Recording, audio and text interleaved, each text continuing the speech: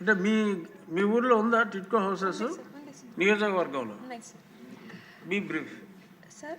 2018 సంవత్సరంలో చంద్రబాబు నాయుడు గారు పేదవాళ్ళకి ఇల్లు ఇవ్వాలని చెప్పి ఏపీ టిట్కో ద్వారా పుట్టపర్తిలో సార్ 16.35 ఏకర్స్లో 1243 హౌసెస్ని మంజూరు చేశారు సార్. వీటిలో వైసీపీ ప్రభుత్వం వచ్చాక 811 హౌసెస్ని క్యాన్సిల్ చేశారు సార్.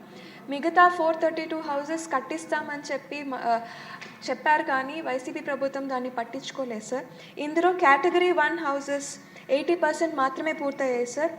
కేటగిరీ 2 50% మాత్రమే పూర్తయ్యాయి. కేటగిరీ 3 25% మాత్రమే పూర్తయ్యాయి సార్. ఇంకా ఇచ్చిన డిపాజిట్లు కూడా ప్రభుత్వం వెనక్కి ఇవ్వలేదు సార్. సో మీ ద్వారా నేను మంత్రి వారిని కోరుతున్నాను సార్, ఈ 1243 హౌసెస్కి రీటెండర్లు పిలిచి మళ్ళీ ప్రభుత్వం వీటిని కట్టించాలని కోరుతున్నాను సార్. వైసీపీ అధికారంలో ఉన్నప్పుడు సార్ ఈ 300 ఎస్ఎఫ్టీ హౌసెస్ కేటగిరీ 1కి ₹1 కడితే చాలు, 365 ఎస్ఎఫ్టీకి 25,000 కడితే చాలు, 430 ఎస్ఎఫ్టీ హౌసెస్కి 50,000 కడితే చాలు అని ప్రచారం చేశారు సార్. ఇది నిజమేనా అని ఒక ప్రశ్న సార్. టిట్కో హౌసెస్ పూర్తి చేయాలనే ఉద్దేశంతో ఈ 365 category 2 houses worth 3.15 lakhs sir, and 430 SFT houses category 3 worth 3.65 lakhs sir. వీటన్నిటి మీద వీటిని బ్యాంకులో తనఖా పెట్టి వైసీపీ ప్రభుత్వం 10,000 కోట్ల రూపాయలు బ్యాంక్ లోన్లు తెచ్చారు సార్.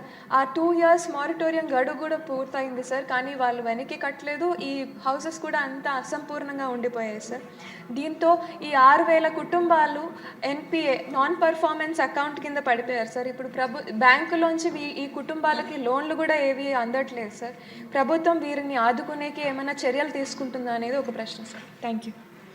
నెలవల విజయశ్రీ. ధన్యవాదాలు అధ్యక్ష. పేదవాడి సొంతింటి కలను నిజం చేయాలన్న ఉద్దేశంతో మన ముఖ్యమంత్రి శ్రీ నారా చంద్రబాబు నాయుడు గారు 2014-19 కాలంలో ఈ టిట్కో ఇళ్ల నిర్మాణాన్ని మొదలుపెట్టారు అధ్యక్ష.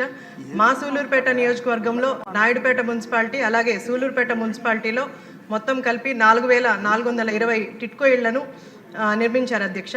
2018కంతా ఈ టిట్కో ఇళ్ళు 80-90% పూర్తయిపోయింది అధ్యక్ష. కానీ గత ప్రభుత్వం ఈ టిట్కో ఇళ్ళను 10% పూర్తి చేయకుండా లబ్ధిదారులకు అందజేయకుండా అలాగే వదిలేసిన విధానం మనం చూస్తూనే ఉన్నాం అధ్యక్ష.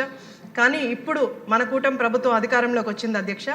ఇప్పుడు ప్రతి పేదవాడికి మళ్ళీ ఆ టిట్కో ఇళ్ళ లబ్ధిదారులు ఎవరైతే ఉన్నారో వాళ్ళకి మళ్ళీ ఆశలు చిగురించి మన ఇల్లు మనకు వస్తుందన్న ఆశతో ఇప్పుడు ఎదురు చూస్తున్నారు అధ్యక్ష.